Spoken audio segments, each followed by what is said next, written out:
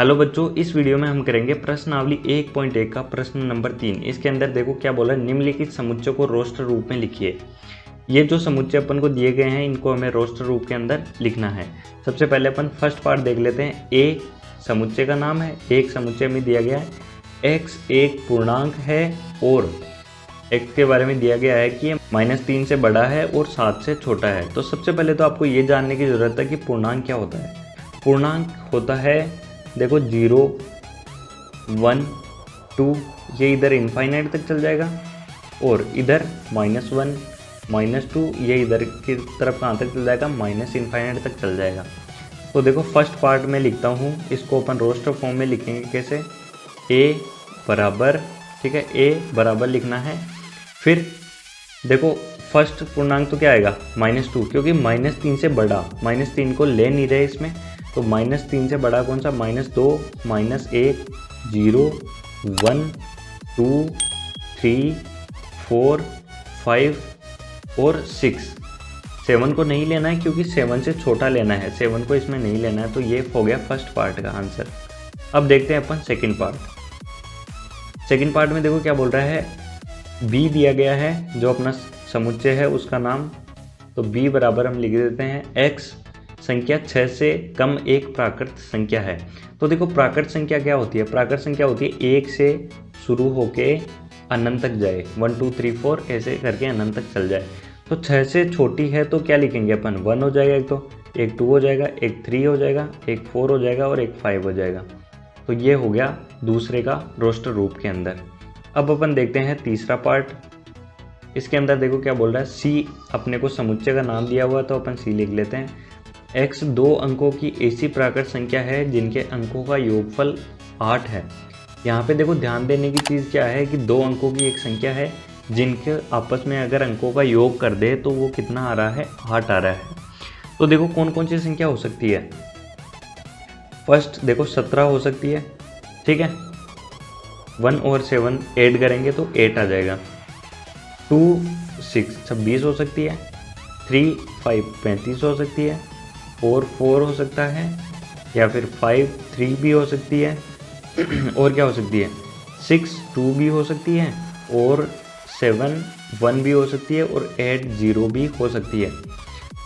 अब कई लोग आप में से बोलेंगे कि 0 8 को क्यों नहीं लिया, अंकों का एक तो देखिए, अंकों का योग तो देखिए यहाँ पे भी 8 है, लेकिन दिक्कत क्या है कि ये 2 अंकों की संख्या नहीं है तो 0 8 को नहीं लेंगे। तो कितने अवयव हो गए, 1 2 3 4 5 6 7 8। तो देखो 8 अवयव होंगे और ये हो गया अपना तीसरा पार्ट है, इसको रोस्टर रूप में अपन ने लिख दिया। अब अपन देखते हैं फोर्थ पार्ट को। फोर्थ पार्ट में देखो क्या हो रहा है, x एक अभाज्य संख्या है जो संख्या 60 की भाजक है, ठीक है। तो अपन को सबसे पहले क्या करना है, 60 का भाजक निकालना पड़ेगा। हमें 60 का भाजक निकालना है, तो देखो 60 का भाजक हम कैसे निकालेंगे, 60 ऐसे करके निकालते हैं अपन। देखो 2 से डिवाइड किया तो 30 आ गया, फिर 2 से डिवाइड किया तो यहाँ पे 15 आ गया, 15 को 3 से डिवाइड करेंगे तो 5 और 5 ये आ गया। भाजक क्या क्या है इसके, 2 × 2 × 3 × 5 और x एक अभाज्य संख्या है।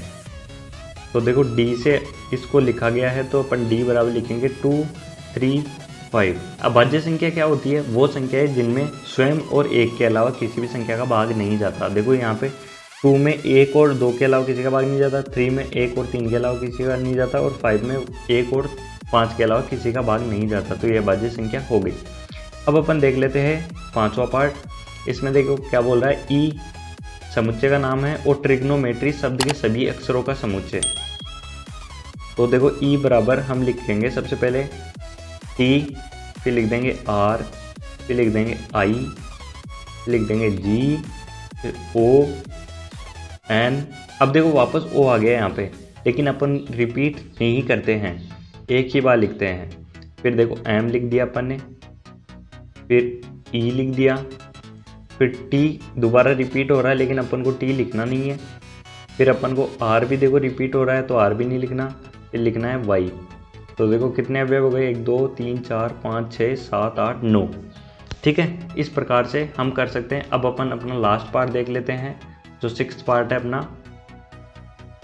देखो 6th पार्ट में क्या दिया हुआ है, एफ है समुच्चय का नाम और बेटर शब्द के सभी अक्षरों का समुच्चय। ये प्रश्न क्यों दिया है? ताकि आपका एक कॉन्सेप्ट क्लियर हो सके। यहाँ से देखिए, यहाँ पे देखो कौन कौन से अक्षर हैं। एक तो आ गया बी, फिर आ गया एक ई और फिर आ गया टी। देखो टी के बाद में वापस टी रिपीट हो रहा है, तो इसको नहीं लिखना क्योंकि रिपीट अपन नहीं करते। उसके बाद में ई है तो ई को भी हम नहीं लिखेंगे क्योंकि ई पहले हम लिख चुके। फिर अपन लिख देंगे लास्ट में आर को। तो इस प्रकार से रोस्टर रूप में जब भी अपन लिखते हैं तो अवयवों को रिपीट नहीं करते हैं, दोबारा नहीं लिखते हैं। ई एक बार लिख दिया तो चाहे शब्द के अंदर ई कितने भी बार आए, अपन को दोबारा नहीं लिखना है। यहाँ पे अपना प्रश्न नंबर 3 समाप्त हो चुका है। अगर आपको ये वीडियो पसंद आया तो आप वीडियो को लाइक कीजिए। अगर आप चैनल पर नए हैं तो आप चैनल को सब्सक्राइब कीजिए, क्योंकि ऐसे वीडियो मैं आपके लिए लाता रहता हूँ। अपना कीमती समय देने के लिए धन्यवाद।